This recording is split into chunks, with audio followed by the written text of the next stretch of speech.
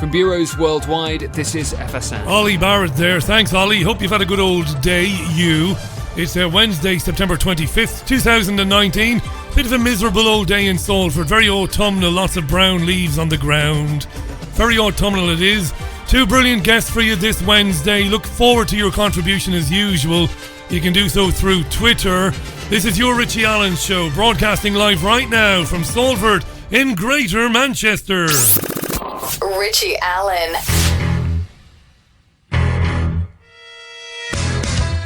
It's the Richie Allen Show, broadcasting live on richieallen.co.uk and multiple platforms around the world.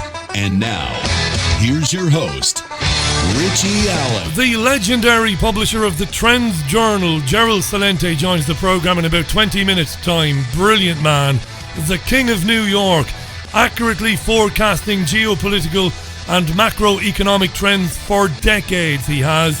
Great guy, lots to get into with Gerald this hour. And in the second hour, well, you heard Ollie Barrett there on the news. The Intergovernmental Panel on Climate Change is saying the scary stuff we told you yesterday is even scarier today. We're all going to die. We're all going to die unless we do something by the end of next year. So the physicist and climatologist and meteorologist Piers Corbyn is back on the Richie Allen Show in the second hour to talk about that and more.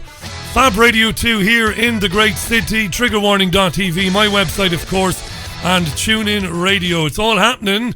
It's all happening. So much to talk about today in only 2 hours. 'Tis a madhouse. We're not going to start with Brexit.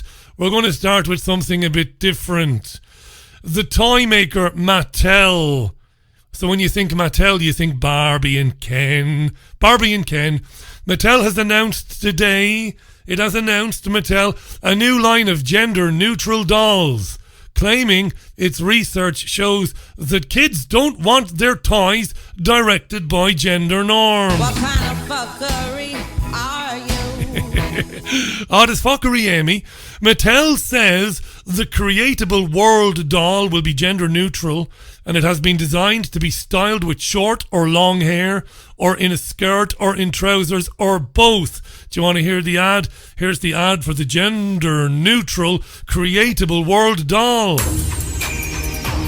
In our world, dolls are as limitless as the kids who play with them. Introducing Creatable World, a doll line designed to keep labels out and invite everyone in, making play more inclusive than ever before. Creatable World. All welcome. All welcome except big baldy gammons like me. The dolls represent anyone outside of the traditional genders of male and female, and the dolls will allow children to create their own characters that they identify with. They're $30 to buy, and they come in 6 different skin tones. I want a burst gender doll, Daddy. I want a polygender doll. I want a shaggy gender doll. I want a fucking shotgun so I can blow my head off.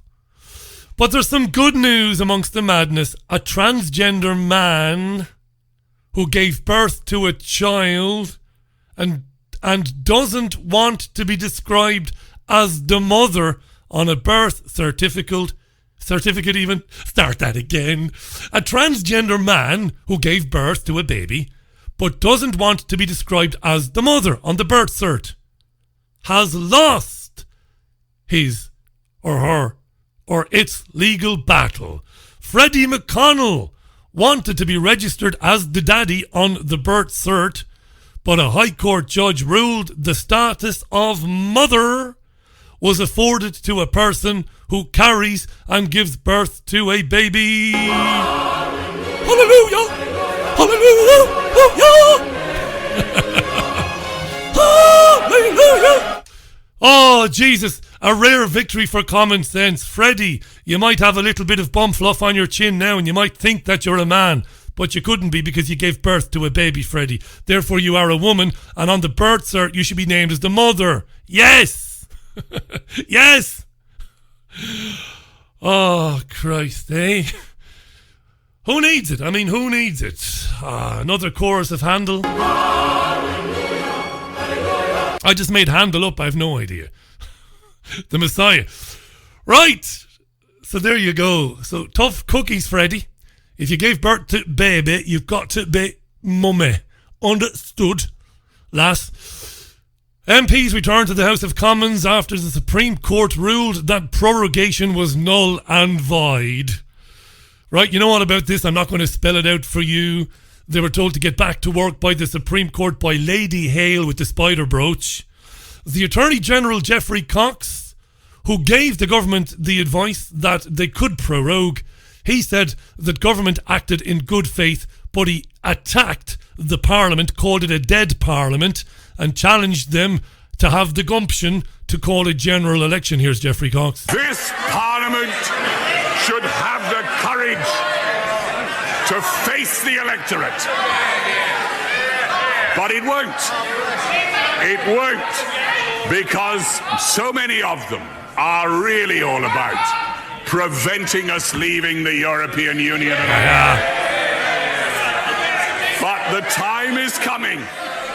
The time is coming, Mr. Speaker, when even these turkeys won't be able to prevent Christmas. Yes, Geoffrey Cox, the Attorney General, they don't want an election. They are terrified they'll be punished, is what I think. Many of the MPs screaming loudest for Remain actually come for constituencies that voted to leave. They are petrified that they will be turfed out on their hairy arses if there is another election.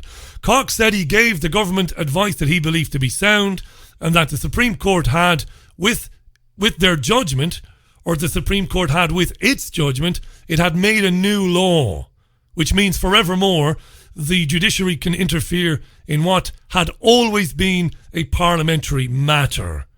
But he did accept they had the right to do that. Labour MP Barry Shearman lost the plot entirely and practically went for Geoffrey Cox, the AG. I came into the chamber today thinking I felt sorry for the Attorney General. But as he started, I did.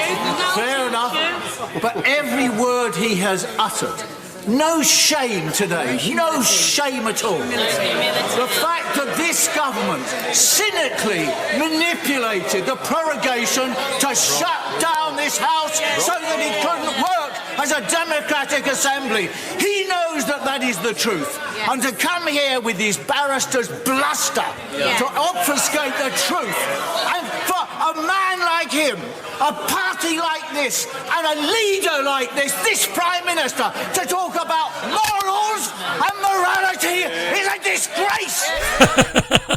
Barry Shearman there. Boris Johnson is back from New York City. He's due to speak in the House of Commons really soon. I've said it before and I'll say it again. We're going nowhere. Going nowhere. We're not going anywhere. God damn it. We're not leaving the European Union. We're not leaving anywhere. We're not even leaving Cleethorpes. Not Prestatyn Sands. So the White House then, we'll get into this with Gerald Celente, has released the details of a phone call between President Trump and his Ukrainian counterpart that has triggered a US impeachment inquiry. Mr. Trump was speaking on the telephone with Volodymyr Zelensky. This is back in July, and he asked him to investigate Democratic candidate Joe Biden, whose son worked for a Ukrainian gas firm. Trump denies withholding US military aid to Ukraine as leverage.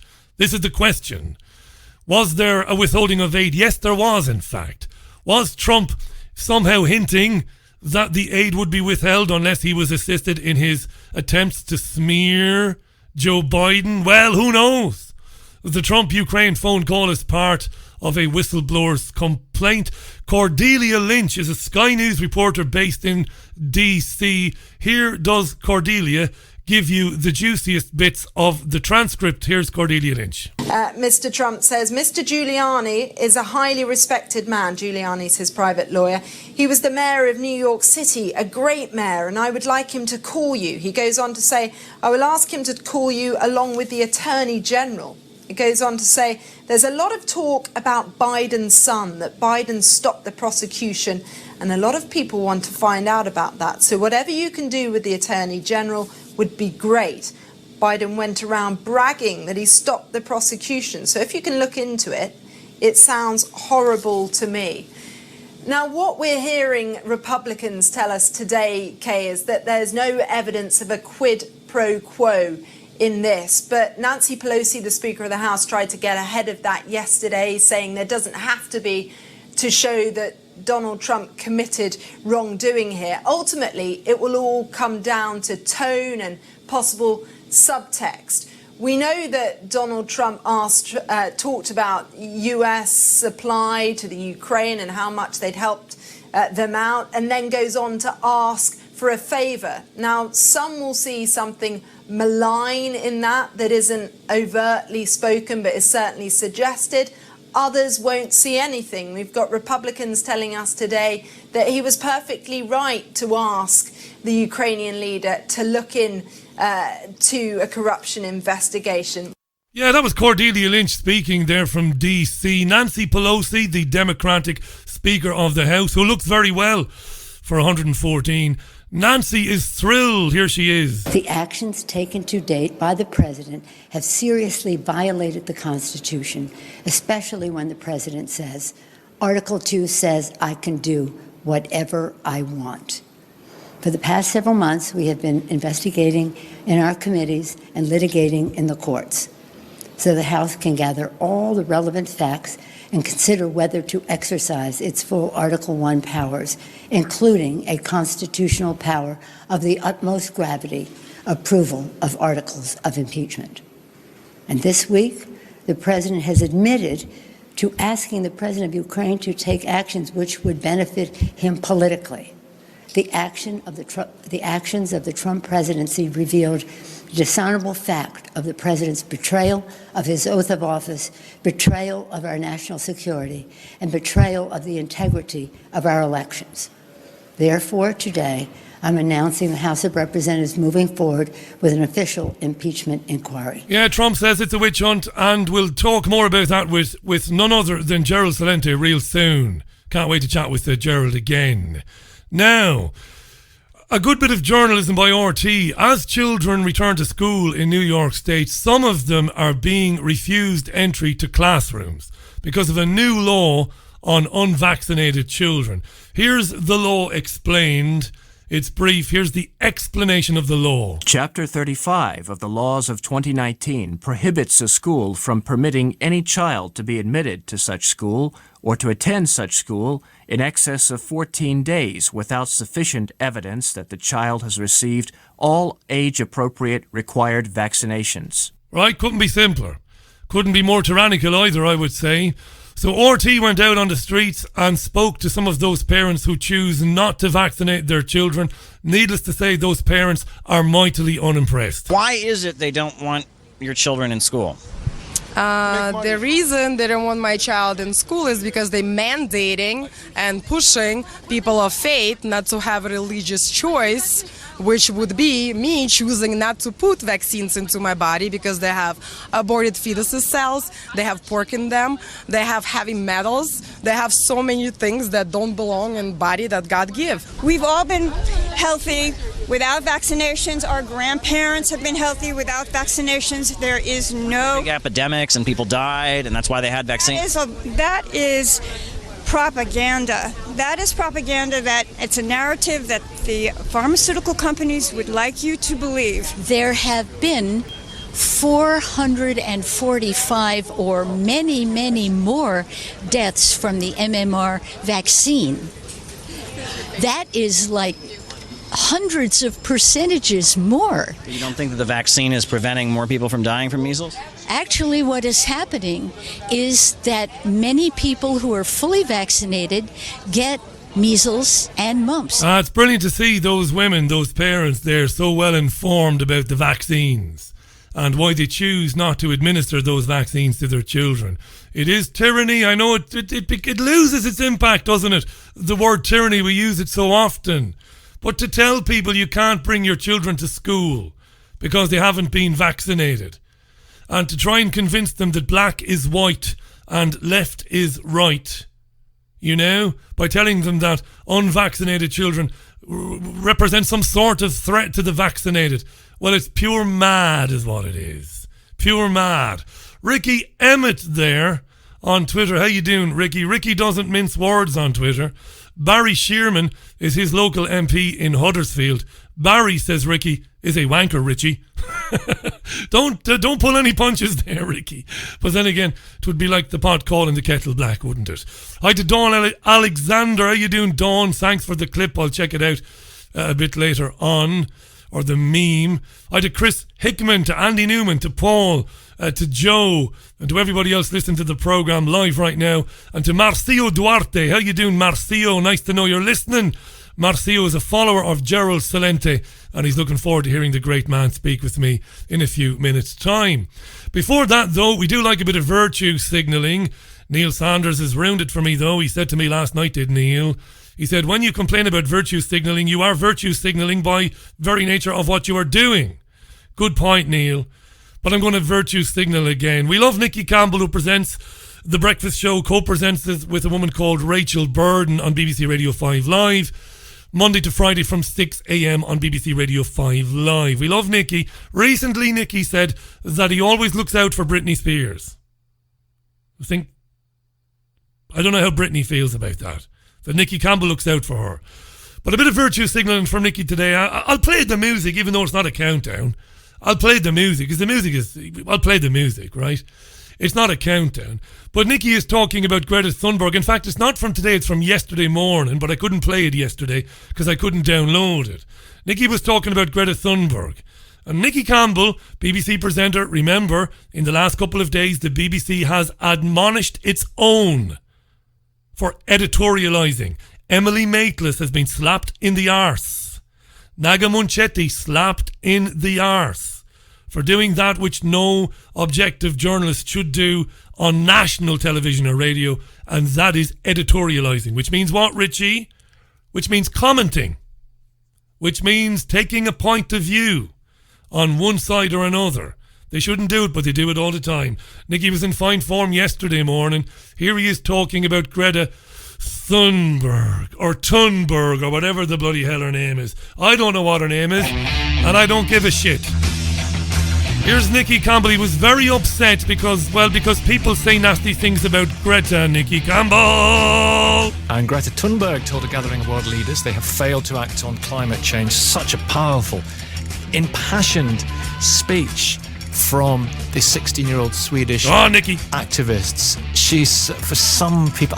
Rachel, are you still with us there? Are you still... I'm here. He wants to cry to Rachel now. He's so upset about what's happening to Greta. I'm here. Always. You get these people really having a go at her, some individuals on Twitter. And, she has got a heart the size of the Atlantic. She's got a heart the size of the Atlantic, does Greta Thunberg, according to Nikki Campbell of the BBC. I feel very uncomfortable when... He's uncomfortable? When people... It's almost like a bullying thing. It's almost like bullying? Am I overreacting here? Yes, you are, you fuckwit. Here, I don't know, I feel... No, I don't think you're overreacting. And look at her youth. I know she is incredibly mature in so many ways. Oh, she's incredibly mature. Do you see the way she looked at the Trumpster? For somebody to step up and talk about something that they believe strongly in, you may have a difference of opinion with her, but then to kind of target her and attack her in the way that some people do on social media, I think is pretty despicable. Yeah, I'm ashamed. I'm equally admiring of people, whatever their persuasion of that age, who are so engaged by a topic. Yeah, Nikki Campbell is the nicest man that ever lived, eh?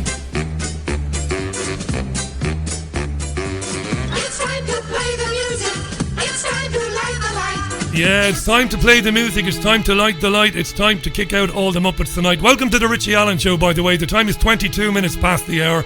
It is Wednesday afternoon. It's Salford and Greater Manchester. No better place to be in the world. I mean that sincerely. Thanks for making this the most listened to independent radio show in the world. We're off to New York City in a couple of minutes, where Gerald Celente is waiting. Don't want to miss him.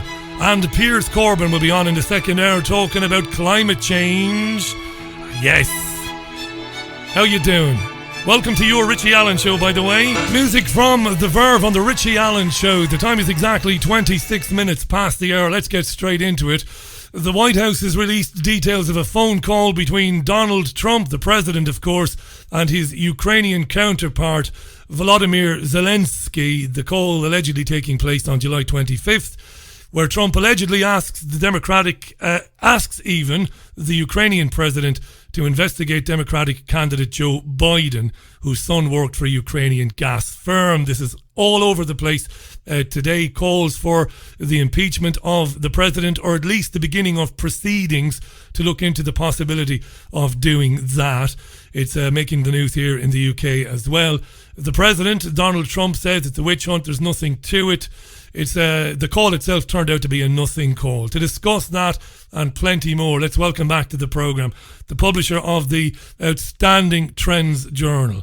He's been forecasting accurately geopolitical and macroeconomic trends for decades. You can take his advice straight to the bank.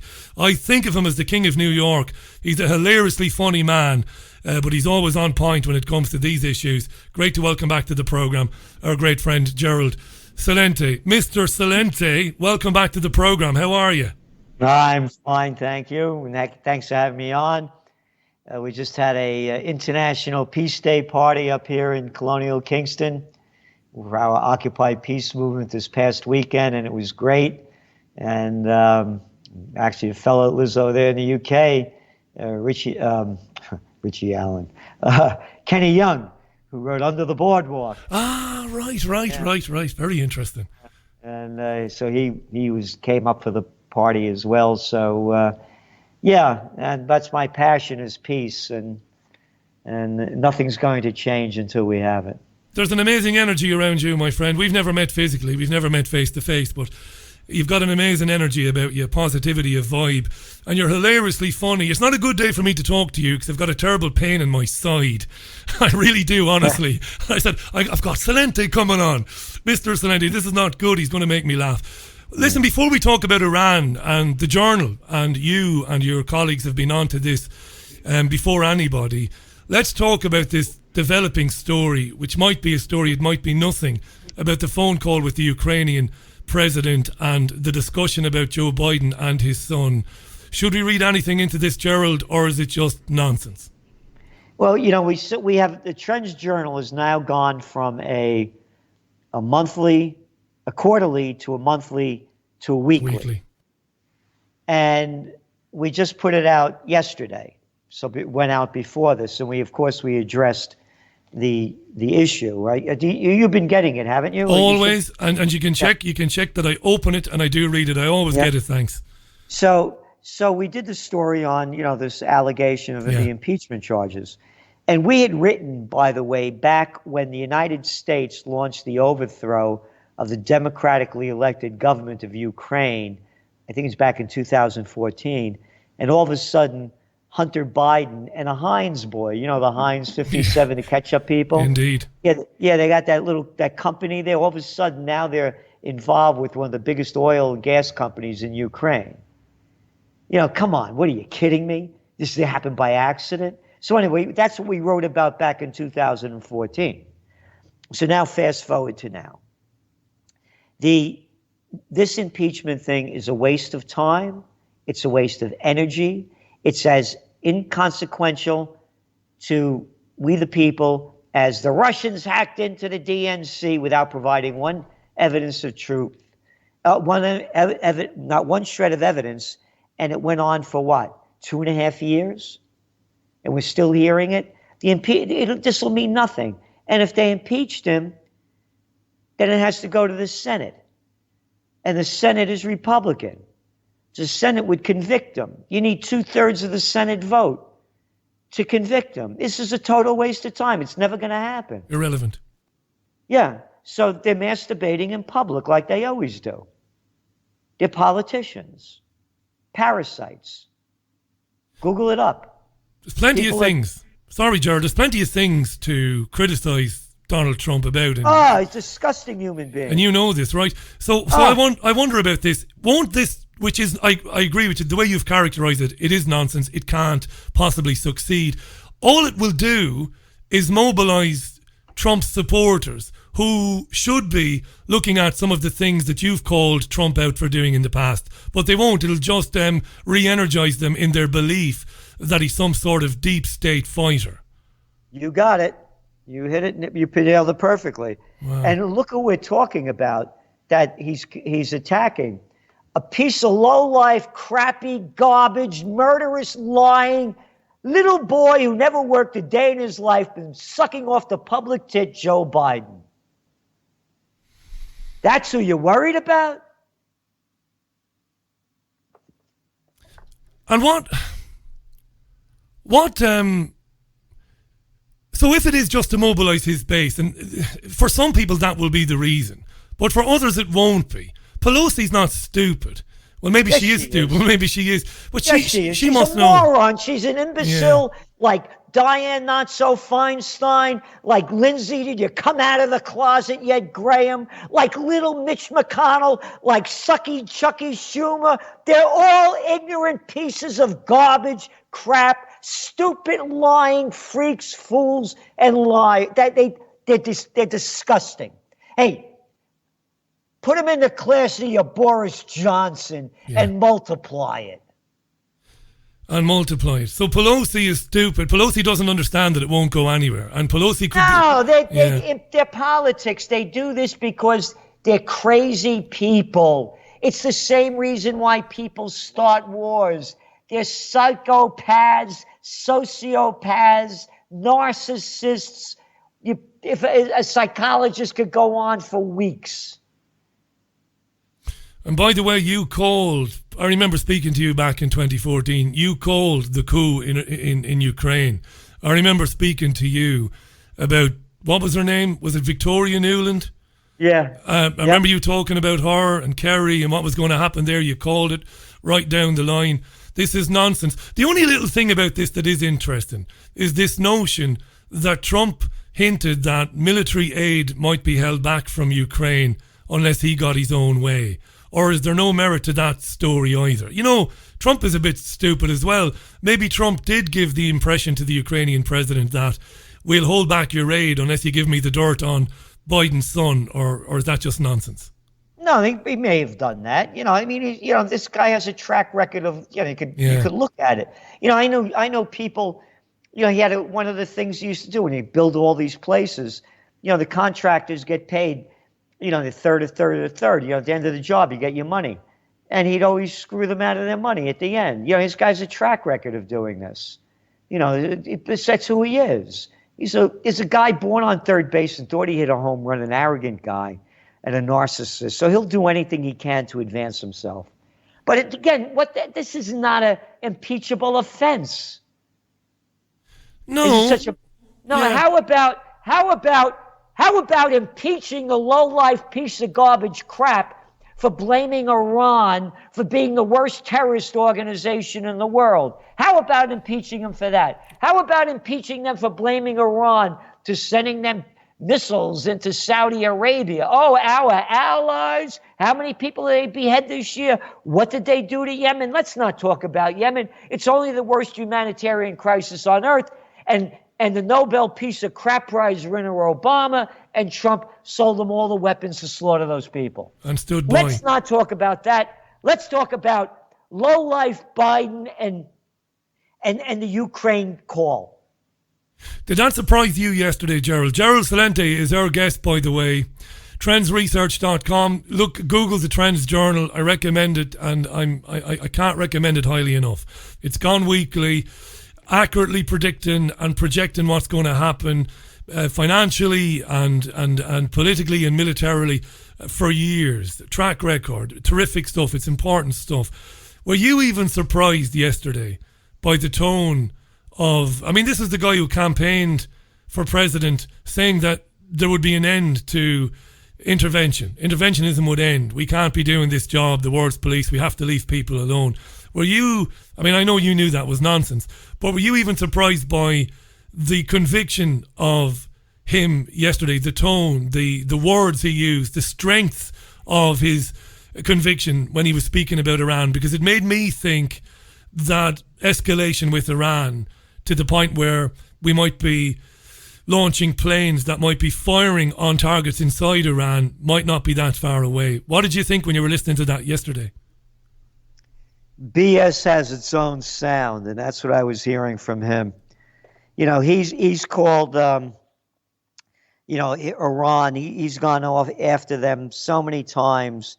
And by the way, the reason the United States is not here, this is his part of his speech to the UN. He said, Iran record of death and destruction is well known to all of us. He said, all nations have a duty to act. No responsible government should subsidize Iran's bloodlust.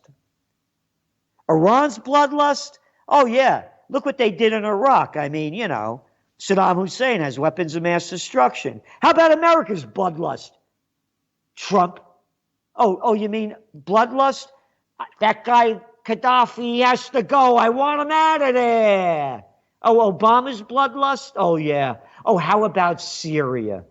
I don't like that guy Assad. He got bloodlust? No. He bragged about all the money he gave to the military-industrial complex. America's the strongest nation on earth. On and on. The reason why he's not retaliated against Iran, because the American ships in the Straits of Hormuz would turn into Pearl Harbor.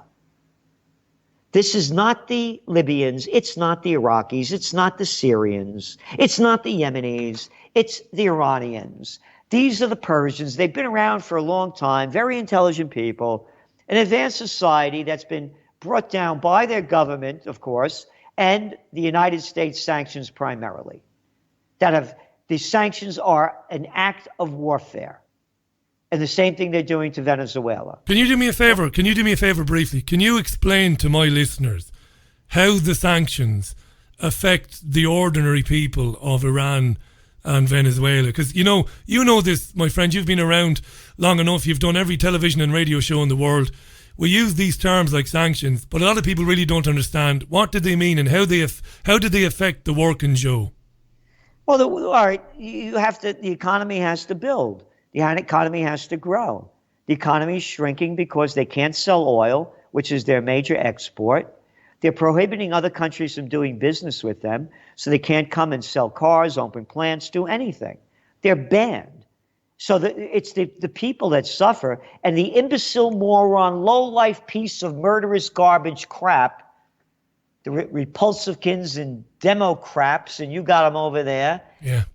Whatever names you want to give them, these stupid, moronic, imbecilic freaks, well, the people will starve, and the people get so angry they'll overthrow the government. That's their thinking. That's how, look how stupid, ignorant, and immoral they are by the wars they started in Iraq, in Libya, in Syria. This is just recently. How about Vietnam? Maybe Korean War was your kind of war. No, I got it. Let's overthrow that guy Allende over there in Chile. I don't like him. These are sick people. They should be in mental institutions. Instead, they're running and ruining our lives. Look, this is how low lives they are and how stupid the people are to accept it. Every time one of these freaks that people call their leaders, they don't lead me. They steal my money, and they got the thugs to force me what to do, but they don't lead me. Every time they go visit a country, what do? They roll out a red carpet. They get all these guys dressed up in military drag from whatever era you want, and they all salute. Yeah, I'll salute. Yeah, you know what the other word I want to use. Yeah. What is this crap? Saluting, red carpet, my money going to your freak show. That is how high the freak show is. It's all it is. It's a show. And you have, again, in the United States, it's perfect. You got the winner of the the reality show champion, the presidential reality show. I'm not making it up. He's a reality show champion, and he's still in the reality show. And that's all the governments are. Look at that low-life piece of garbage you got over there in England. How about that Macron, the little catzone over there in France? Merkel. Oh, don't say anything bad about women. Don't say anything bad about women. Okay, I won't say. What did you mention before? Victoria Nuland? Oh, that murderer? Oh, that one? Oh, men, women, black, white, don't want to hear it anymore. Good, bad comes in all races, creeds, colors, and genders. Before I ask you a little bit about this failure to leave the European Union, which I know is making the news in the US as well, on the sanctions thing, settle an argument for me. Gerald Celente is our guest, folks. Trendsresearch.com. History before it happens. It's weekly now. Subscribe to it. It's a terrific read. It's Gerald and some excellent researchers and writers telling you what's going to happen before it happens. Right now, I've said for years, because I come from the old school of socialism, not Marxism or social democracy like we have now, but the old, you mentioned Salvador Allende. And I've always believed, and maybe I'm wrong, but I've believed that by nationalising the company's assets and by using those assets to make things a bit better for everybody, they were doing the right thing, and that was socialism. But I hear from people all the time, including a lot of listeners to this programme, they say people like Gerald Celente are right. They say, yes, the sanctions cripple countries in Latin America, in Central America, and they cripple countries in the Middle East. But, even without Trump's intervention, people like Hugo Chavez and Nicolas Maduro, their economic policies are doomed to fail and wreck the country in any case, even without the intervention of Obama, Trump and baby Bush. So settle that argument for me, my friend. Left, without being interfered with by the West and by the banksters and all those people you've called out, could Maduro, Chavez, Allende, could their countries thrive, my friend? I think under Chavez it could. People don't realize also, when I was in college and in graduate school, and I had a roommate from Venezuela, and he was one of the most arrogant guys I've ever known in my life. And he was rich as could be. He was driving around in, the top car of the day. And what people are forgetting is that the few own the most. And when you talk about failed governments, isn't it wonderful, the corporatism and fascism that we have in our governments today? Oh, isn't it great that the 1%, 3 people in the United States, Warren Buffett, Bill Gates, and Jeff Bezos, have more money than half of America's population? Amazing. Isn't it wonderful that you have, according to the Oxfam report, 26 people in the world that have more money than half the world's population? So you have failing systems throughout the world. So whose business is it to get involved in somebody else's country? No one. Do you think Americans would care and be talking about Venezuela if its major export wasn't oil? That they're sitting on the largest oil reserves? Do you think the United States would be fighting against Iran if they weren't sitting on one of the world's largest oil reserves and one of the world's largest oil producers? Do you think the United States would have been in Libya and Iraq, as I used to say, if their major export was broccoli? Yeah, that's it in a nutshell, isn't it? Yeah, these countries are revolting because when Chavez came in, is because of the 1%, or not even 1%, that controls the whole joint. And the rest of the people were getting nothing. So, but I'm not defending any of them. It's none of my business. I'm an American. I care about America. That's a great answer. Gerald Celente is our guest. We've got Gerald for just shy of 10 minutes before he's got to go. Busy man. One thing I wanted to mention, when you mentioned about holding back on military aid, $500 million? Yeah, 500 million, yeah. What the hell is my money going to Ukraine for? I work all the time. You're stealing my money to give it to the military-industrial complex. What kind of crap is this? $3 billion going to Israel? Oh, the third world country over there? They need our money because they're starving? What kind of garbage is this, sending my money all over the world and sending my money to go murder people? But let's not talk about that. And let's also not talk about the slaughter that the people that America loves, the politicians love, the Saudis, have committed in Yemen. But it's a big deal when, hey, somebody hit their oil fields. 100,000 dead Yemenis? That doesn't count. The worst humanitarian crisis on earth, according to the United Nations, that counts for nothing. Oh, how about 14 million people in starvation? Who cares if they starve to death? Hey, did you hear about what happened with Trump on that call with that guy? All right? Yeah, and this government, even though this government has been told that a judicial inquiry is going to be held into arms sales to Saudi Arabia, arms that are used in Yemen. And yet the government continues to do it in any case. It's disgusting. But disgusting. Look at that guy Blair should be in jail. The lying garbage piece of arrogant crap. For going into Iraq.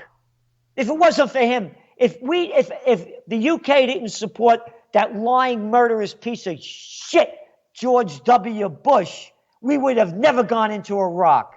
No other country wanted to go in there. The Spanish wouldn't go in. The French wouldn't go in.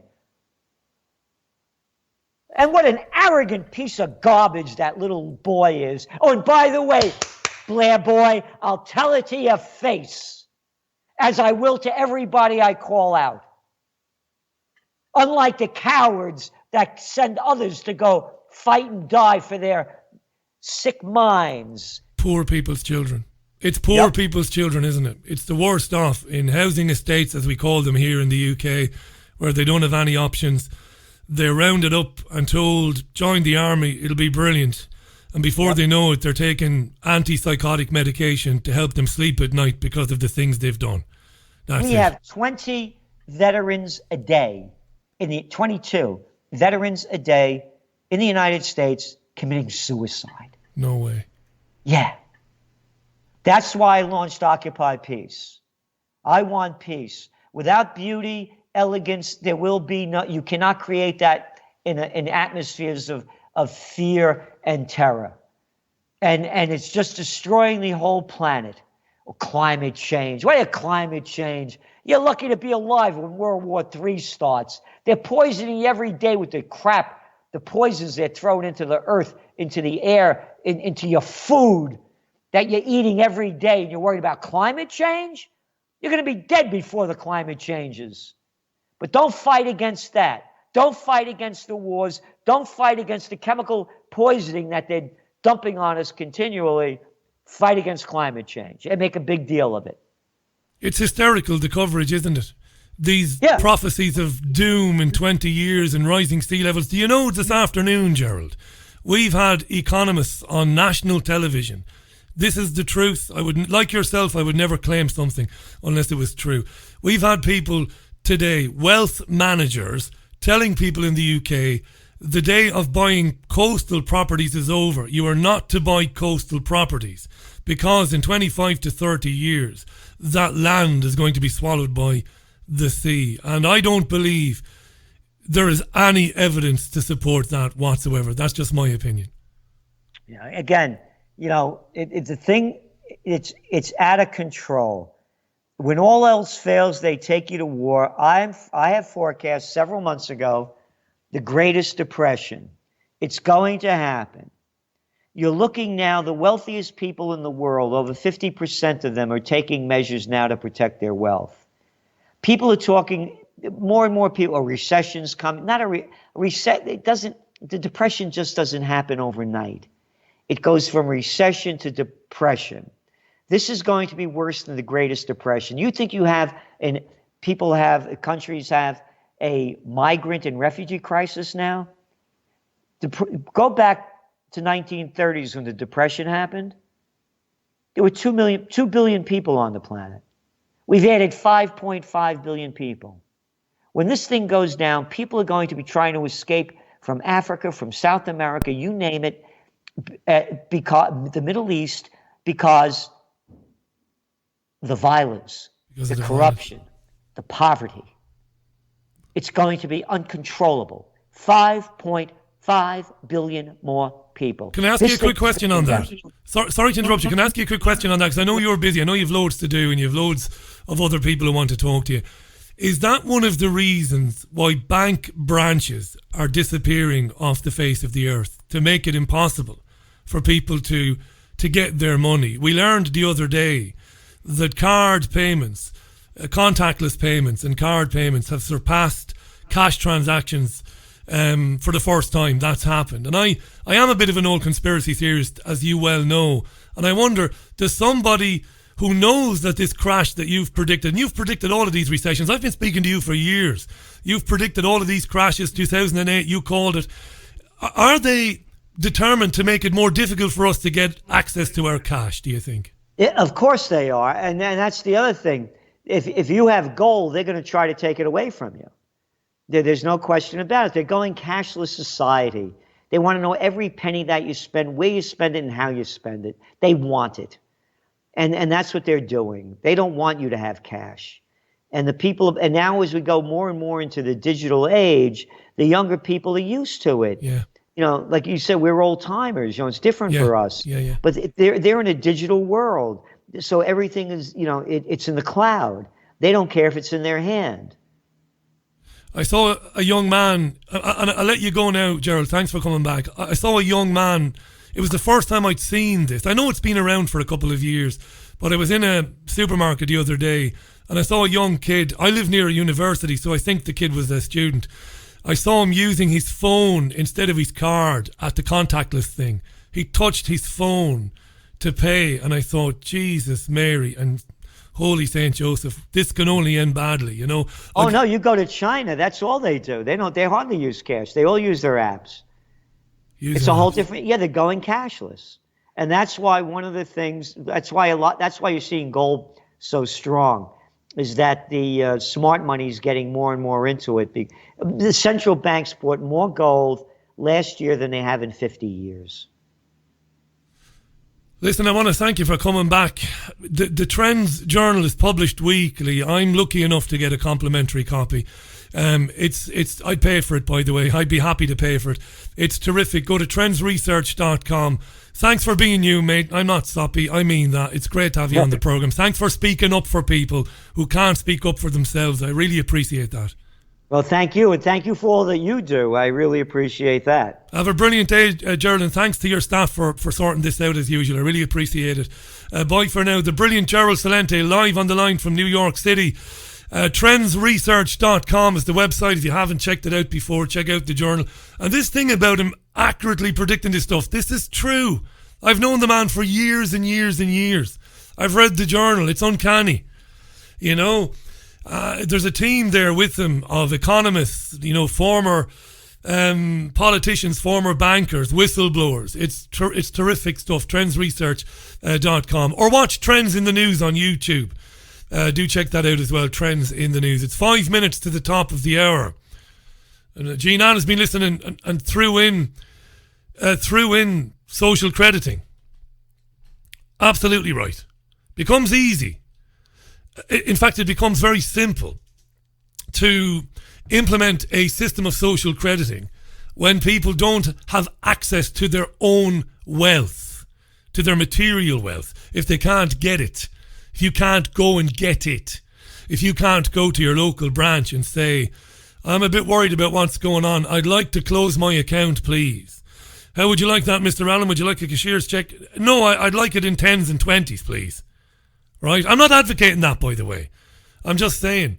But when you can't do that, when you can no longer say to your bank manager or manageress, when you can no longer say, listen, give us me money, well, it becomes very easy then to be punished, for somebody to make it difficult for you to access your money.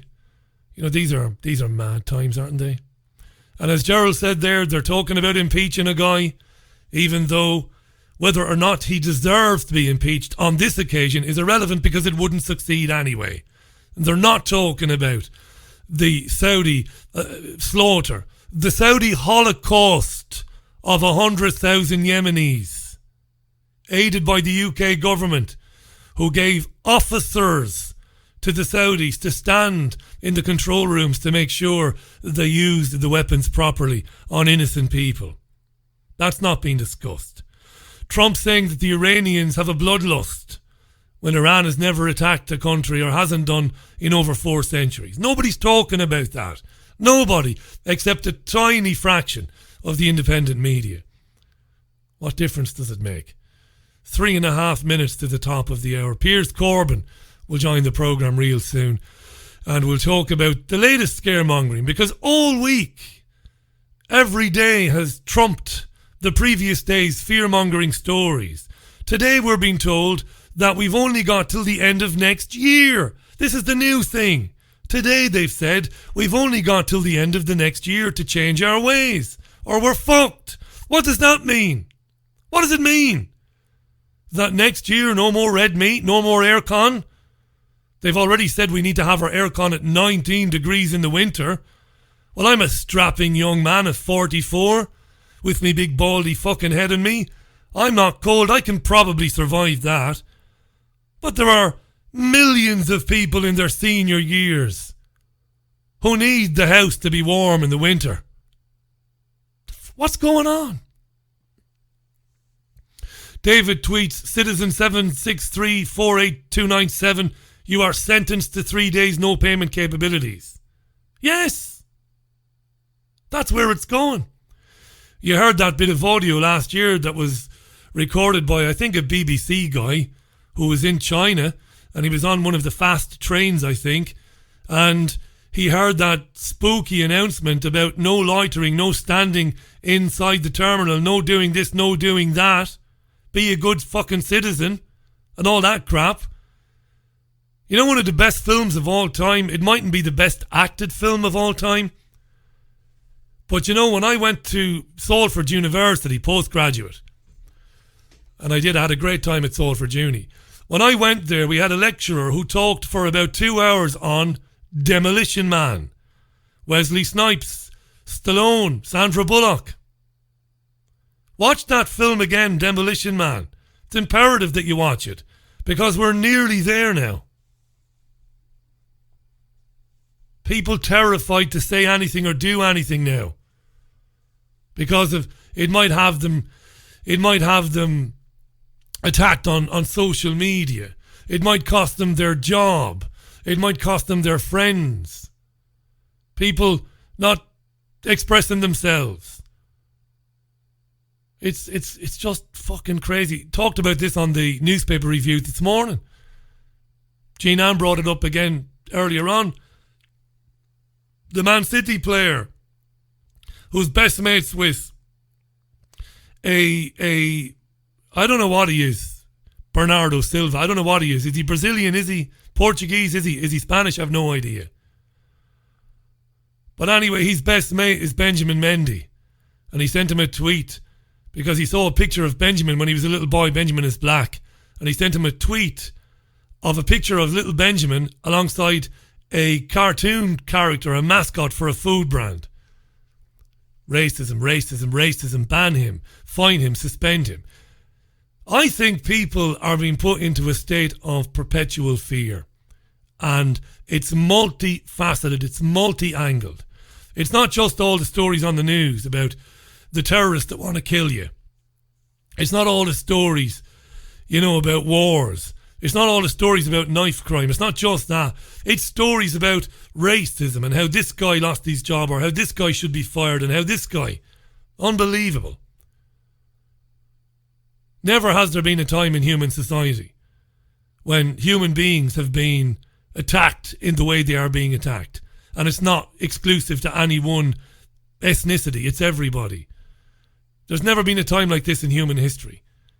I say to people who don't believe any of this, I say, come on, you must admit it's almost like by design there is a multi-pronged attack on your sentient rights, your sentient self, your right to be you, your right just to be you and to exist and just to be yourself and to just get on. We've never seen anything like it in modern times. And here we are now. See that kid the other morning using his phone to pay. I mean, Jesus, I couldn't believe it. I'm looking at it going, and I knew this existed. I'm not stupid. I thought to myself, where can this end? Previously, I'd seen a child use contactless. A teenager. And I'd asked the teenager, do you know that's not maybe the best thing in the world? Maybe, you know, cash maybe still has some uses. Maybe cash is important, you know.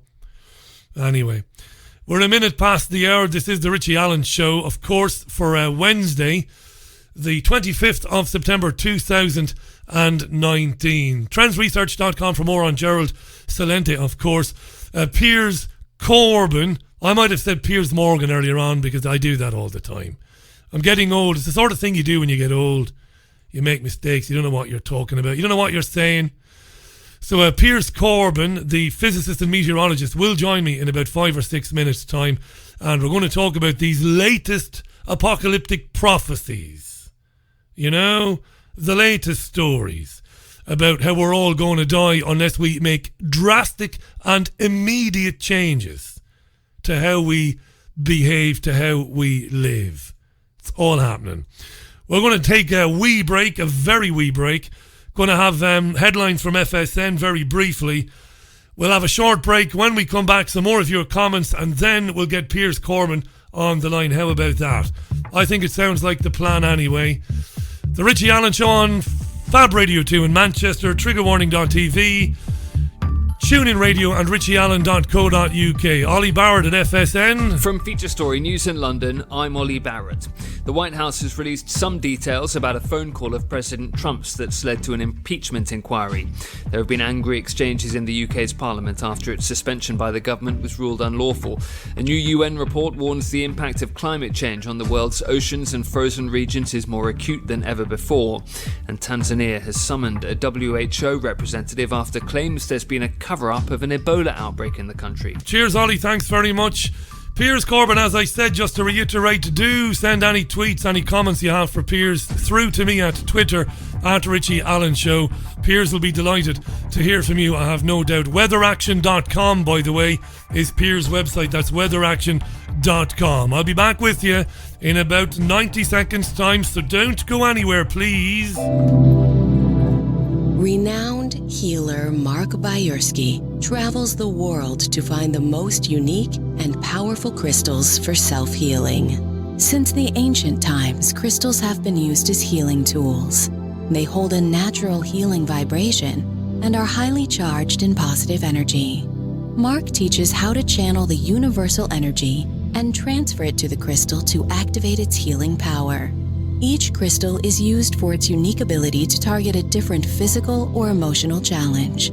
Mark Byersky is an author, healer, speaker, and founder of the Pure Energy Healing Academy.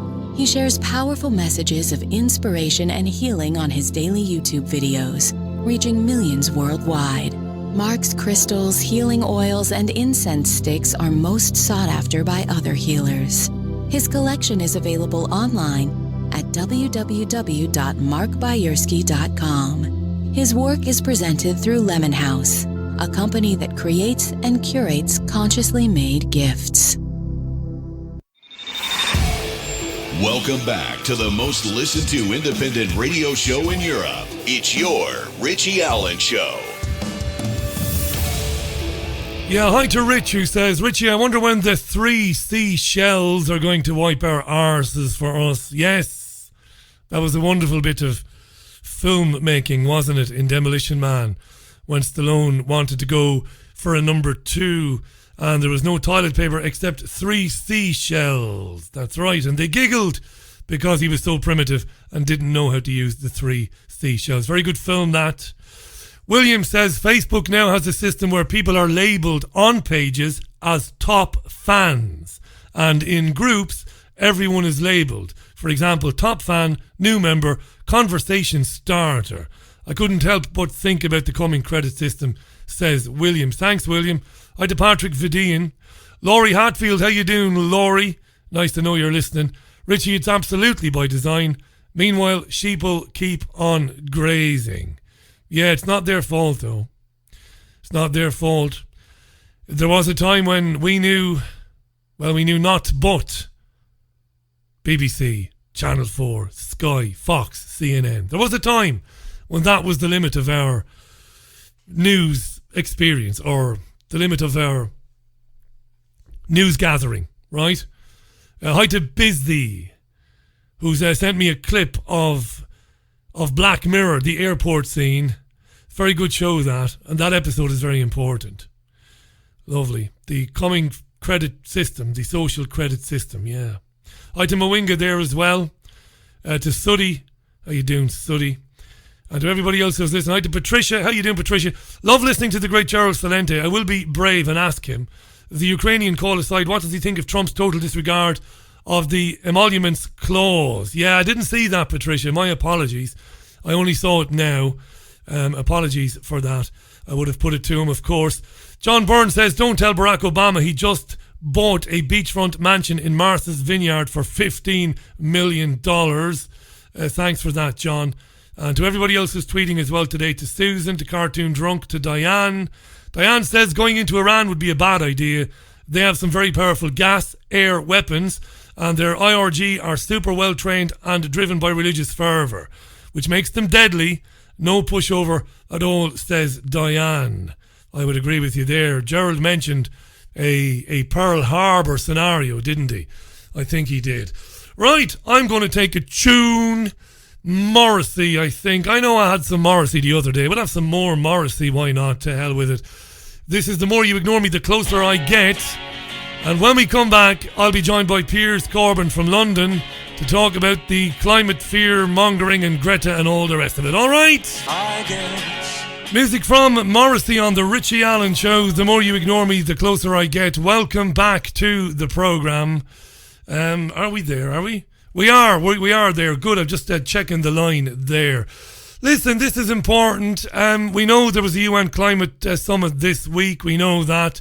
It has been reported today that climate change is devastating the seas and frozen regions as never before. This is a new UN report, one of 3 reports in the last 12 months produced by the Intergovernmental Panel on Climate Change.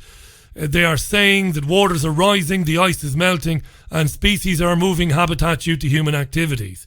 This afternoon on UK television news, a number of economic experts and climate experts were warning people not to buy property on the UK's coastlines, not to buy properties near the sea, because the way we're going, that land will be reclaimed by the sea in the next 25 or 30 years and you will lose all your money. I couldn't believe my ears. So I called up my next guest. He's no stranger to you. He is the proprietor of weatheraction.com. I highly recommend it, by the way. He is a physicist and a meteorologist, a qualified man. Great to see him do some national radio recently on Talk Radio.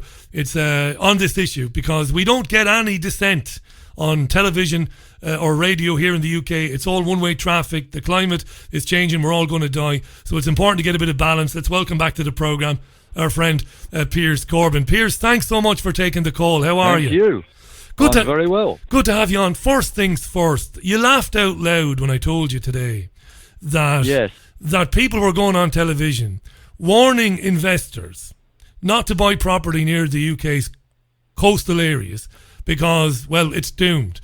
And in a few years' time, well, that land is going to be reclaimed, and maybe the town where you buy might be decommissioned, as we saw in Wales recently.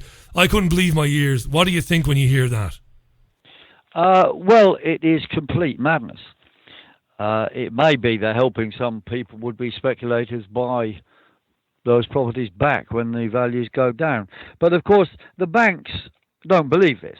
In Florida, which would be the vast area which would go underwater under this scaremongering scenario, vast area, property on there worth trillions, and of course they're still lending money for people to buy assets there, which in 10 years' time would be underwater. So look, the banks are not going to invest in assets which they know are going to be worthless before they pay back time.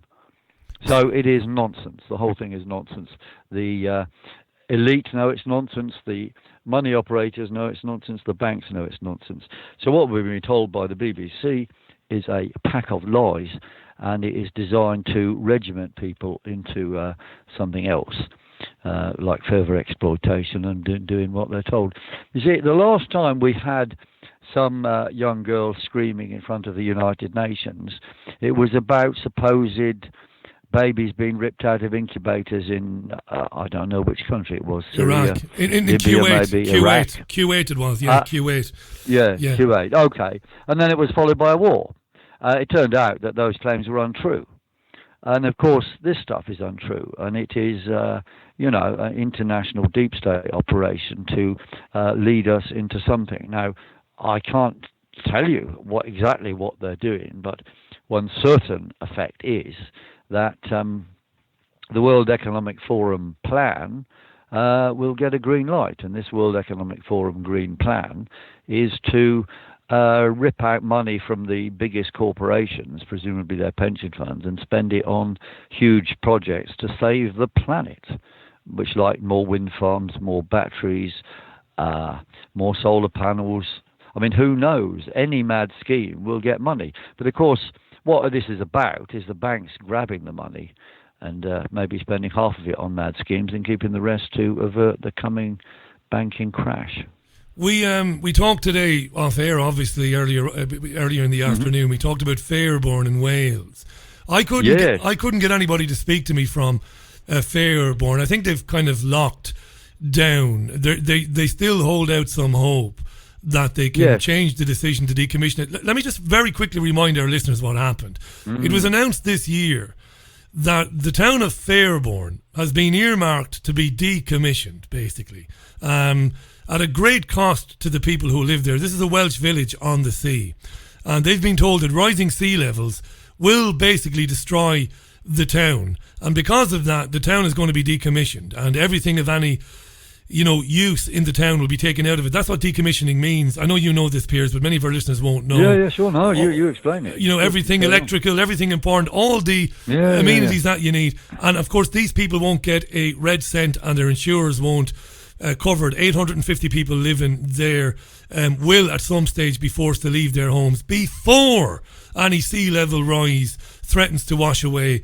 the village. Now, again, I tried to be as diplomatic as I can. I tried to be as even-handed, and I'd like to be criticising you and playing the devil's advocate. But to me, this is tantamount to insanity, what they're doing to Fairborn. Yeah, well, it's an evil plan. I mean, it's probably sane for some. But look, just suppose it's true there's going to be sea level rise in Fairborn. Well, what about all the other places around the whole of the United Kingdom? I mean, there's loads of other places as equally below sea level as that.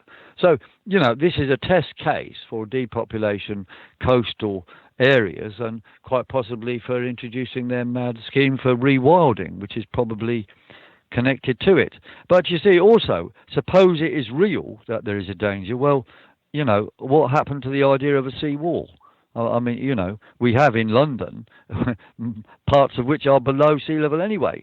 South London would flood every time at some high tides even.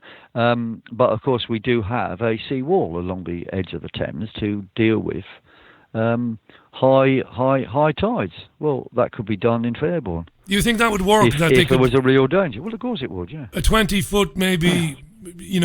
Robust wall might keep the sea out. Well, of course, but it's not even about 20 feet. I mean, what are they talking about? Well, if they want to dream on about 10 feet sea rises, then fine. But, when you press them, they might go on about 1 or 2 feet. Well, it isn't going to be anything. But let's say you could be safe and you could build a 10-foot wall. Okay, I mean, that isn't that expensive. Yeah, that's just me being a bit stupid, because you're right. They're talking about a foot or 2 feet that might, swamp the town. So why not build a 5 or 6 feet robust wall with very serious blocks? Right. And that's right. This is crazy, folks. If you haven't before, check out weatheraction.com. Support Piers Corbyn, because he's a lone voice in academia. This is an academic man, a qualified man, and he's standing up to this and saying that it is nonsense. For new listeners, Piers, I thought your interview with Mike Graham on Talk Radio was brilliant, and I'm really grateful that Talk Radio. No, it was brilliant.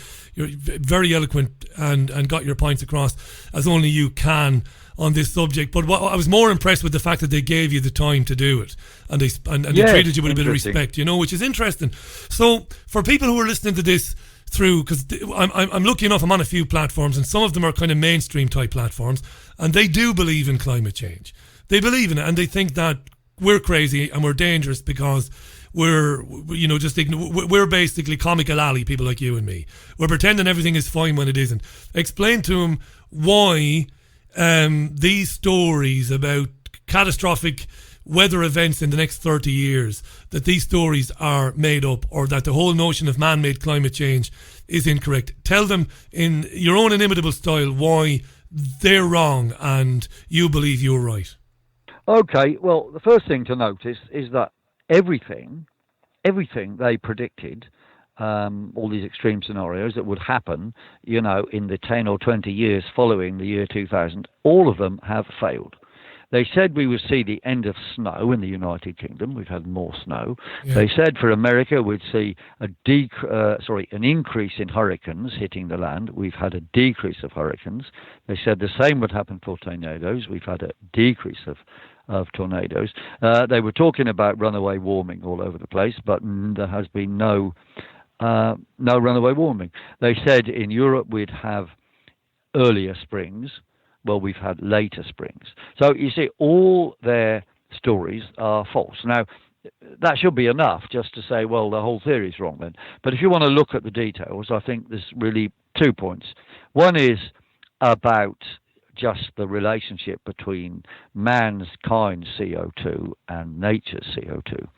Because you see, if you represented the whole atmosphere by Big Ben Tower, which is 316 feet, then carbon dioxide is 0.04% of that air equivalent, which is 1.5 inches on top of that, on top of Big Ben Tower. And then man's CO2 is just 4% of this 0.04%, which is a bird dropping on top of Big Ben Tower. So we're being asked to believe that this bird dropping, if you increase it in size into 2 bird droppings, say, then we're going to have cataclysmic climate change. But you see, of course, that's unbelievable for a start, but it also requires that the CO2 on the top, which is supposed to control climate, according to them, but doesn't, but that's what they say. If man's CO2 is going to control climate via that CO2, then man's CO2 has to control the rest of CO2. So when the termites are sitting in Hyde Park, or under a tree in Africa, and you drive a car around your local town, then presumably the termites have to fart in unison with your driving around. Yeah. I mean, otherwise, man's CO2 is not going to be controlling the rest of the CO2. So, you see, what they're requiring is a conspiracy theory of nature. I mean, it is ludicrous, madness, complete, utter poppycock. I mean, a child can see that if a child is told that, but of course the children are not told that. They've got no idea of how much, or how little CO2 there is. If it is as simple, Piers, sorry to interrupt you, if it is as simple as you've described it, how have they gotten away with it? Well, because they don't talk about the figures. They just say man's CO2 is going up, and it must be that all this stuff going into the air is having a dire effect. And then they mix up steam or smoke with CO2. Now, of course, there's nothing to do with it. But the argument they have for climate is CO2 or other greenhouse gases. But the same arguments actually fail there too. But you see, so that is the first thing to say. The idea is itself a conspiracy theory of nature and mad. But secondly, you can understand that the theory itself is nonsense. And we have now a new analogy to talk about. And this comes from an American double glazing company. And they thought, yes, if we put CO2 in the space between the windows to make a CO2 sandwich double glazing, then that would be better at holding heat. Okay? Now, they tried this, and there were lots of experiments on it, and it failed. It failed abysmally. It had no effect whatsoever. But if you think about it, it's not difficult to understand. Because suppose you've got a room and you put this CO2 double glazing in it, then it says, okay, the room then is going to warm up. Well, okay, but I'll make another suggestion. You could have two rooms side by side at the same temperature, separated by this double glazing window. Well, you can think one of them is the inside and say, oh, well, it's going to warm up. But you see, the glass doesn't know, and the CO2 doesn't know, which is the inside and which is the outside. So you could say, well, the other room is the inside then. Okay, so the glass is going to warm up that room too. So you're going to have both rooms warming up just because they're separated by some double glazing with CO2 in it. So where's the heat come from? I mean, it comes from nowhere, you see. So this is nonsense. It is defying the basic laws of physics, specifically the second law of thermodynamics. You're getting heat for nothing. I mean, this is complete, utter delusional nonsense. And the whole greenhouse theory, or certainly one aspect of it, that is the version put forward in schools, is nonsense. Is nonsense. So CO2 doesn't trap heat then inside the atmosphere? No, it doesn't. I mean, there are more complicated things about the rate at which temperature goes down as you rise up in the atmosphere and where radiation is emitted from the upper atmosphere. But you see, that theory said that there should be a hot spot in the upper atmosphere. They predicted this in the year 2000 and said CO2 is rising, so we're going to have a hot spot in the upper atmosphere. But actually, a cold spot was found in the upper atmosphere, and there's been no further measurements to show that it is not a cold spot. So the more subtle arguments about greenhouse involving rate of fall of temperature as you go up and the upper level being lifted and so forth don't work either. And if you go onto our website, you can read more details about this. You go to weatheraction.com and scroll down there, and you can find various links, or go to our new thing we're supporting at Action for Life _. That's a number 4, Action number 4 Life _. That's a Twitter feed, and there you've got links to a new article that the University of Reading Debating Society have published, where I put forward various arguments, including the one which demolishes the alternative greenhouse view about the what's called the lapse rate in the atmosphere of the decreasing temperature as you go up. Weatheraction.com is the website. I'll find it. I'll find the Twitter feed and I'll link to it as well. Piers Corbyn is our guest. Do support Piers. Do support him, folks, where you can, because it's not over exaggeration to say that he is a lone voice here. You know, there's Piers really in this country who's asking. Well, there are others, but there's not many academics because they, of course, That's right. There are others. They follow the money is the point. I mean, a lot of them know what I say is true, but they're being paid to spout gobbledygook. And you know what, Piers? You know what? Quiet. Well, that's it. That's it. I mean, let's give some of them a bit of. Oh yes, sympathy, because I think you're right. Some people will be paid, but many will be terrified of losing their livelihoods. And this is a big thing as well. Right. There's loads of tweets on this, unsurprisingly. Faisal tweets, he listened to your analogy about Big Ben with interest. And Faisal tweets, climate change proponents keep bandying about the phrase 40% rise in CO2, which sounds pretty drastic. But when you describe it as a 40% bigger single bird dropping on top of Big Ben, it suddenly doesn't sound like a problem at all, says Faisal. And John Parsons, who's in Salford, asks, I wonder if Piers has heard about two Irish scientists who seemingly have proven that the CO2 is in thermodynamic equilibrium, which is, as I understand it, meaning that it cannot hold heat. Two Irish scientists have apparently proven that the CO2 is in thermodynamic equilibrium, meaning it cannot hold heat. Are you aware of those guys, Piers? I am aware of that, yes. Yes, I mean, there's a number of things they did. They analysed a lot of radio sondes called balloon data, making the temperature at different heights, you see. And as you go up in the air, the temperature goes down. So they're measuring, does this match the theory? And it does. But you see, the theory also says, well, if this is a standard theory, is what I'm saying it matches. But the CO2 theory says, if there's extra CO2 or extra water vapor, then the lapse rate, the rate at which temperature goes down when you go up in the atmosphere, will change. And there's theoretical ones, and then there's modified ones which depend on CO2, etc. And what they found is there's absolutely no extra CO2 effect that makes anything in terms of the so-called theory. And they analysed huge amounts of data to produce these findings. So all I can say is very good. It's very useful, I would imagine. Now, you talked quite a bit. It is. You talked quite a bit on national radio recently about temperatures and CO2, and I think this is important. And you explained this very well, I think, in a way that lay people like me can understand it. You said that temperature doesn't follow CO2.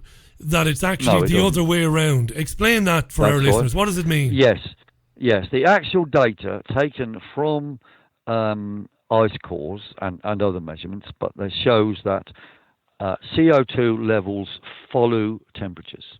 So after the last ice age, temperatures went up, and then about 800 years or so later, CO2 levels went up. And that carried on until we got to the interglacial period we're in now, i.e. that's a generally warmer period as opposed to ice age, and the temperatures reached a peak, and then the CO2 reached a peak, and then they both flopped down a little bit, and that's where we are now. So the idea that CO2 is driving anything is wrong. The actual data shows that the temperature is driving the CO2. And if you look at the mechanics of it all, it's not difficult to understand, because the sea itself holds 50 times more dissolved carbon dioxide than the air. Okay, now there's a law called Henry's law, but you don't need to know the name. And if you warm up a bottle of pop, carbon dioxide comes off. You warm up the sea, and it can't absorb or keep in as much CO2 as it has, so it comes off. So a warmer sea will give out CO2, and that CO2 is going to have to go somewhere. It might stay in the air, or it might go somewhere else. Now, during the medieval warm period, the upper surface of the sea got quite warm, and extra CO2 came off. But the same warming also meant some actual Greenland ice melting, and that very cold water then gets subducted underneath the warmer, milder surface. And that very cold water grabs the extra CO2, sucks it in, dissolves it, takes it deep under the sea, and it takes about 800 years for it to go under the Arctic, under the Atlantic, and round a few bends and so forth, and come out again, essentially in the Indian Ocean and the Pacific. And that takes about 800 or 500 years to come out. So what we're seeing now is, in all probability, a delayed effect of the medieval warm period. The medieval warm period. Can you hold on to that thought for a minute? Because I want to ask you about, on that, the grand solar minimum. But before we get into that, I'll be killed if I don't do this, and I have to do it because it's important. Okay. Piers Corbyn is obviously our guest, and he's doing a series of talks around the country with Mark Windows and Sandy Adams. Now, there are other people. Sometimes David Dubine is there and other people. Yes, he will be soon in Glastonbury. Yeah. In Glastonbury. Now, to find out where to see Piers and Mark and Sandy, get on to windowsontheworld.net. There might be links to this on weatheraction.com as well, by the way. And you can book tickets at Eventbrite. So this is the bigger picture, climate of change and the grand solar minimum. It's an outstanding talk. I have it on reliable evidence. I can't wait till it comes back this way again so I can go and see it personally. But it's Piers Corbyn. Mark Windows is a brilliant researcher, is Mark. And Sandy Adams, windowsontheworld.net, to find out where you can buy tickets to that. If it's coming to a place near you, you've got to go and see it. I'm telling you, it'll change your life. It's important information. and it's true, and there isn't anywhere in the world where you'll get it. So that's the bigger picture, climate change and the grand solar minimum. Eventbrite for the tickets, but windowsontheworld.net, weatheraction.com, you'll find links to those evenings. It's very important. I only interrupt, Piers, because I look at the clock. All right, that's good. You should advertise that. I think it has to be advertised, number one, but I also look at the clock, and our conversations, they fly by. And I want to mention, you won't be aware of this, but about 3 months ago, I had an academic on the programme called Valentina Zharkova. And I know you know who Valentina is. And she educated me about the grand solar minimum, what it might be, her belief in why it is in our very near future, and why we might see colder temperatures rather than these warm temperatures we are being promised. What, again, to explain to our listeners in language that we can understand, what is the grand solar minimum? Do you put much stock in the theory and in what Valentina Zharkova thinks, and how important is it in understanding this climate change agenda? Well, yes, no, it is important. What Valentina Zharkova says is she's not actually a physicist. She's a mathematical, she's a mathematician. Scientist. Yeah. So she's looked at past data and found some clever ways of analysing the magnetic fields of the sun and predicting them forwards in time. And logically, what she predicts forwards in time, which it's been done before, but she's done it in an improved way, that's for sure. So that says it's going to be very cold. At the same time, various people like me and others have been predicting it is going to get very cold because of the low solar activity coming up, which is also confirms what she thinks. And this very low solar activity is called the grand solar minimum, where you've got numbers of different periodicities, if you like, in solar activity coinciding. Now, I would kind of warn against some aspects of this in that these periodicities are not regular, so there's lots of irregular things. But nevertheless, large numbers of physicists and astrophysicists also say there will be very low solar activity. And that is why it's fair to say we are entering what we call a little ice age. When, Piers? Which does include warm spells in summers as well, but average temperature is very low and some extreme cold blasts in the winter. So when can we expect that? Winter. When can we? Including this winter coming. Now. Right, now. Yes. This October even, in the first half of October, we're likely to see an amount of snow in the United Kingdom and Ireland. Which will be blamed on climate change. Presumably. Well, of course. Which, of course, then and it will happen in November and happen in December. So we might have a post-Brexit blizzard, who knows, or a no-Brexit blizzard, one or the other. But either way, it will be disruptive. And we need to prepare for that. But this is going to be the general trend for the coming 20 years. They've managed to kind of create a paradigm where no matter what happens, they can blame climate change. I did hear a guy on BBC Radio 5 Live this morning. Now, I didn't get his name. I was out with the dog, so I didn't have a pen and paper, and I didn't get the entire interview. But there was a guy speaking to Radio 5 Breakfast, and he blamed yesterday's deluge of rain on climate change. Well, that's mental. I mean, these sort of deluges happened quite intensely and reasonably frequently during the last little ice age, in the periods of the Napoleonic Wars, the early 1800s, and before in the late 1600s during the Maunder minimum of solar activity. There were massive floods in Europe, extreme hailstorms, and intense deluges. Now, we're getting already extreme hailstorms and intense deluges, and there have also been some massive floods, and this will increase. It doesn't necessarily mean increased total rainfall, but more intense. I mean, some places will undoubtedly be wetter as well, that is true.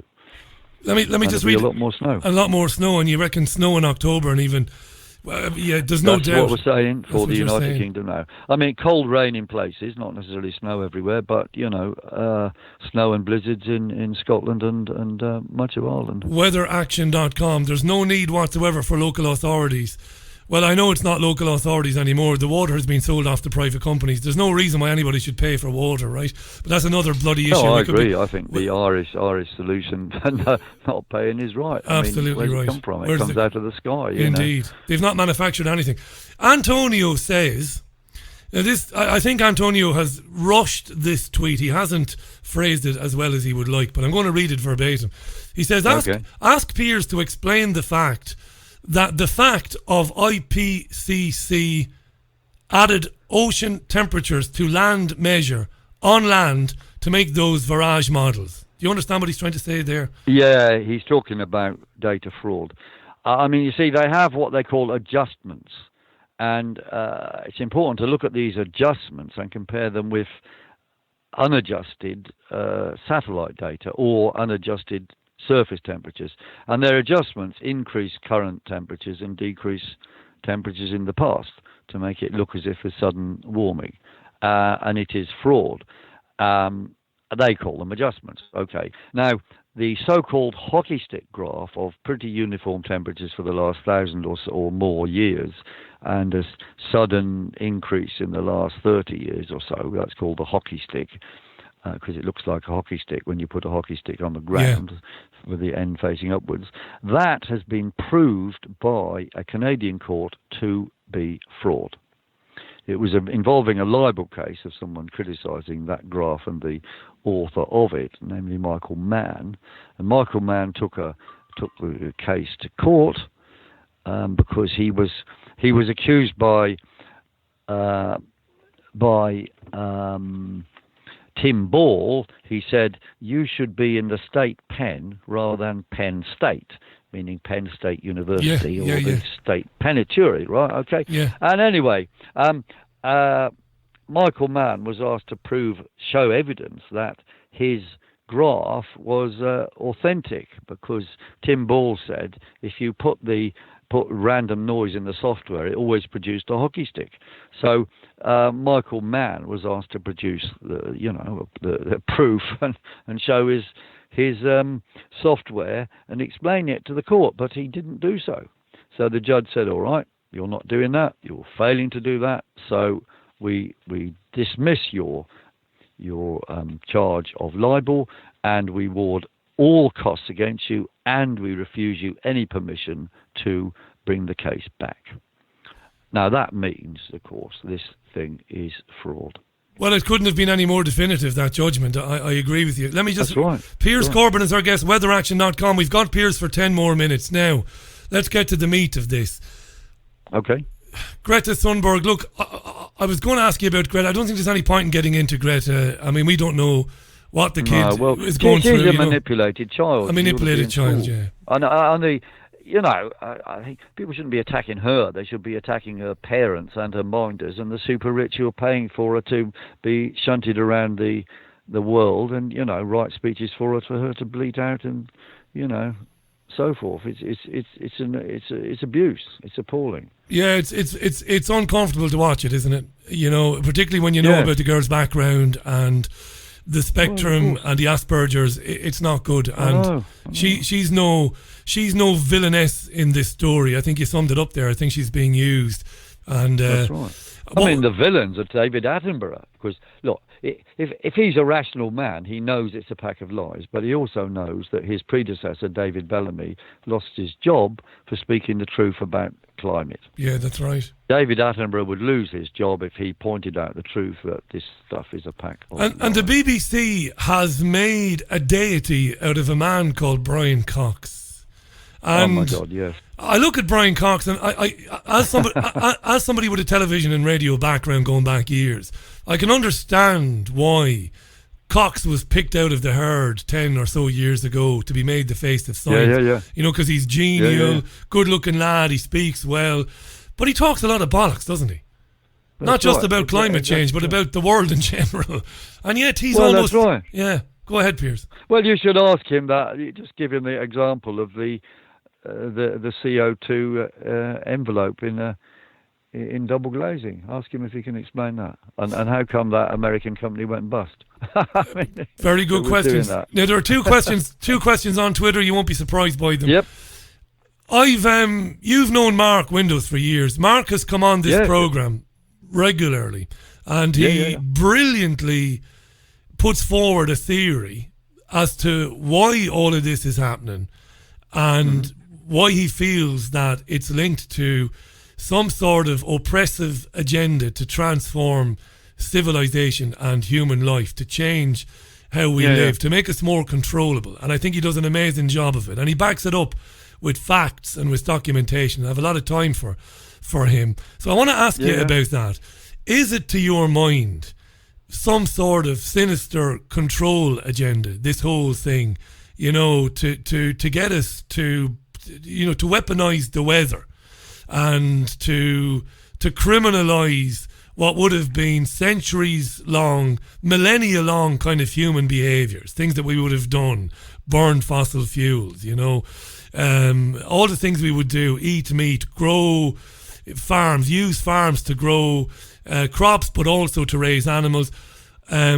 All of these things coming under attack. Do you go? I know just because you're a colleague of Mark's and because you speak with him, it doesn't necessarily mean that you agree with everything he says. This whole association thing is nonsense. We're all individual men and women. Do you share his theory that it is a control agenda of sorts? Oh, I do, yeah. No, I do share his well, I would say it's not a theory, it's a fact, because, Agenda 21 is a huge United Nations document. It exists. And they turned it into Agenda 2030. And you can read it. It's got all these proposals in for rewilding areas, for forcing up energy prices, for reducing CO2 production. It's all in there, and the consequence is, as we say on a banner under the new Action for Life, at Action for Life _ Twitter feed, we said climate change policy controls you, not climate. And the people, when you look at the details, it's follow the money. Follow the money. People who are going to enrich out of this are the mega corporations and the oil companies who get increased energy prices. And behind them, the financial elites behind those energy companies. Yes, of course. Yeah. There's loads of financial elites. And they know the truth, as I said. They're still investing in Florida. That's what I was going to ask you. I was going to ask you that. So those who really control this agenda might be a tiny group of people, might not be, but might be a handful of people. Indeed, whatever. And they will know, or large they are, they know the truth, i.e. that they know it's bullshit lies to make money. But look, a mega corporation on Wall Street, I mean, their job is to make money. Knowing the truth is one thing, knowing how to make money is another. And if they can adopt a scam which increases energy prices by holding back production and getting more taxation and so forth, then it's a no-brainer. But money might be just one part of it. There might be another part of the control part. Oh, yes. Because it is control. And population reduction. Union, of course. Population reduction is in there as well. And that is very sinister. And of course, it's, when you read about that, one shivers a bit. But, it is in there in these documents. You've got you've got amazing courage, really, because you are an academic, you are a physicist, you are a meteorologist. Your family name is a very famous name in politics. I know you have your Indeed. You have your own background. And my brother gave a brilliant speech at the Labour Party conference yesterday, which I did because I was coming on air and because it was so late. I didn't hear much of it. Only one or two sound Well, bites. it's a day early, isn't it? Because they had to move around. Because they have to move around. Yeah. I always avoid talking about Jezza with your good self out of respect for you. No, it's okay. Because I'm not his biggest fan, and of course it's not personal. Of course, I don't know Jeremy, but no. As a Brexiteer and as somebody who believes the climate agenda is nonsense, I'm a bit disappointed with him. But the climate agenda is nonsense, but he still made a good speech, on many things about better equality in Britain, for example. Now, before we run out of time, we've gotten the inevitable question on Twitter about geoengineering, and I know I know you groan when you hear this, but I know your answer to this. I'm not badgering you. I know your answer. I know you've got a very open mind about this, but there are many people who believe that geoengineering is real and it is happening, and weather manipulation is going on, and maybe some of the same people are behind it. I know it's difficult because proof is a difficult thing to come across. I mean, what I mean by proof is definitive, unimpeachable truth. But a lot of people, including my good self, think that this is playing a part in some of the weather chaos. I'm sorry to ask you again, my friend, but for the millionth time, my listeners will say that I'm a bastard if I don't ask you. When you hear the stories about geoengineering and weather modification, what do you think when you hear those claims? Well, it is going on, but I think it's largely experimental. I mean, I'm sure there are plans to do bad things, and I think the origin of it is military. But one thing I noticed was Bill Gates agreed to shovel out money to the John Harvard University to do experiments on putting some dust in the atmosphere. But when you looked into it, the amount of dust they were talking about was actually very small, and they're going to do these experiments over quite small areas. I mean, it's all bad, yes, but currently, I think it's largely experimental. Now, it's not to say there aren't attempts using the HAARP program, so the microwaves into the ionosphere reflected back, to control things, and they may have successfully, caused something to happen, storms, or, well, the idea is they might cause storms or earthquakes. Or accelerate them. Yes, or accelerate them. But it's going to be very difficult to find out what's they're doing and what is natural. But we do know that mostly when we predict these things, that they happen according to what we think the sun is doing. But see, I think you've got to have a proper world inquiry into just what is going on, because geoengineering is a accepted, known about activity in numbers of universities and the military. So, there was an inquiry in the United Kingdom Parliament on this matter, but it, as far as I can see, it got curtailed and stopped investigating, or it was a shallow probe, and quite frankly, there has to be something proper done. And those metals, of course, Pierre, and those metals must be having an effect on animal life and on our lives if we're ingesting chemicals or heavy metals coming down from the atmosphere. And a lot of listeners will be glad that you acknowledge that it might be going on, because I've heard stories from people about Morgellons and people having reactions to this sort of stuff. One final question. If Extinction Rebellion cared about anybody, they would be campaigning about getting the truth about chemtrails. Okay, get the truth out. Is it true? Is it not true? I mean, they should be asking that, but instead they're just making a general statement for the truth, the result of which is the World Economic Forum gets ready to rob everybody. Final question, because you mentioned HAARP. Whenever somebody talks about HAARP on this programme, I inevitably get an email from somebody in academia, because we do have listeners. They don't like to admit they listen, but they do listen. And they say to me, Richie, if you blast radio waves into the ionosphere, like they allegedly did at HAARP, those radio waves cannot possibly affect weather anywhere, and they certainly cannot affect earthquakes. Now, I've had guys like Nick Begich on the programme and others who disagree, and they say that when you heat the ionosphere, it can affect weather systems and patterns, and it can do other things. What do you say to that notion that radio waves are harmless? They couldn't really do anything to the ionosphere. Well, a lot of it depends on the wavelengths and so on, and I think the idea is you reflect things off the ionosphere.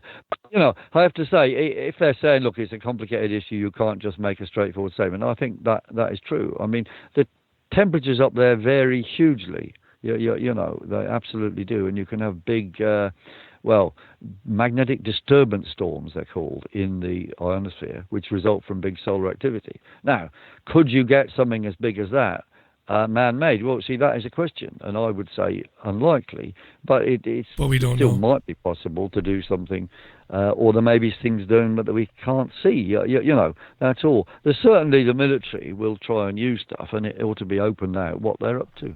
And millions of people die a year because of weapons sales, to countries like Saudi Arabia and elsewhere. Yeah. And the idea that the people behind those agendas wouldn't mess around with the weather or wouldn't mess around with chemtrails is foolish. It's a fool's paradise. They murder people indiscriminately, don't they, Piers? Yeah. Listen, mate. But more likely they'll make new weapons out of 5G type of technology to kill people on the ground. In military conflict. I mean, they'll use anything, of course. Anything they can. The military will use anything that can be used. I'm going to recommend that if Piers Corbyn, Mark Windows and Sandy Adams are anywhere near your vicinity, go and spend a day with them. I've had eyes at some of those talks, and when I say I've had eyes, I've had friends attend them, and the talks are brilliant. They're engaging, they're excellent. You've got Piers Corbyn, Mark Windows, Sandy Adams. Go to windowsontheworld.net, go to Eventbrite for tickets. Weatheraction.com is where you'll find Piers. And if you can lend support to, I believe you're a whistleblower, mate, to be honest. I've said that 1,000 times.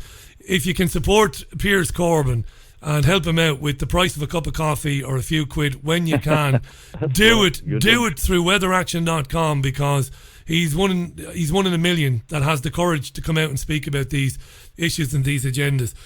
Continued success to you, Piers. I look forward to when you're back in the north again, so I can come and see you and have a drink with you and watch the talks, because I know they're brilliant, mate. Absolutely. Thanks, Piers. All the best. You too, my friend. Bye for now. Piers Corbyn live on the line from his office there in London. Thanks to Piers for coming on.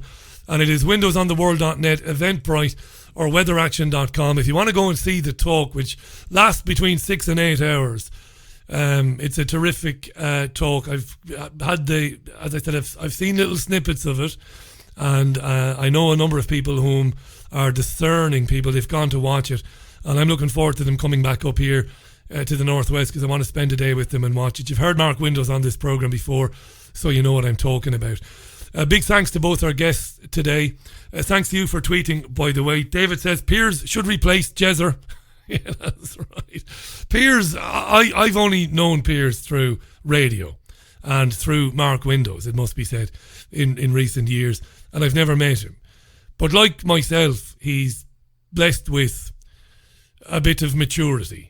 Now, I'm not mature all the time, but in these matters I'm mature. I can be friends with somebody, or I can get on with somebody who maybe has a very dim view of maybe someone I like. I can be friends with Mr. B and Mr. A, even if Mr. B doesn't like Mr. A very much. And Piers is aware that I've been very critical of Jeremy Corbyn. And sometimes it's overstepped the mark a bit, maybe, in terms of the language I've used, but it's not personal. And I admire Piers for that. It would be very easy for Piers Corbyn to say, well, to hell with that Richie Allen show. Why should I speak to him? He's been very unkind about my brother. But he's more mature than that. And I like to think I am as well. In that sense, I can be immature in other ways. But I wouldn't refuse to speak to somebody just because they spoke, they spoke badly about somebody I like. I wouldn't do that. We've got to be more grown up than that, Anyway, thanks to Gerald Celente, trendsresearch.com, and to Piers Corbyn, it's weatheraction.com. Mark Windows, Sandy Adams. I'll invite Mark and Sandy back on the programme again in the very near future. I've no idea what's coming up on the programme tomorrow. I know there's something, but I've, as usual, diary not to hand, so you'll just have to bear with me. I will be doing the paper review tomorrow at 9:30 a.m. on YouTube. That's a lot of nonsense, by the way, but it's sometimes good fun. youtube.com/Richie Allen Show. 9:30, I look through the papers and we take the piss out of one or two stories inside those papers. Right, enjoy the rest of your Wednesday then. Leaving you with some Donna Summer today. I like this tune. It's been a while since I went out with this. And this is State of Independence. Bye for now. Until tomorrow at 9:30. Bye.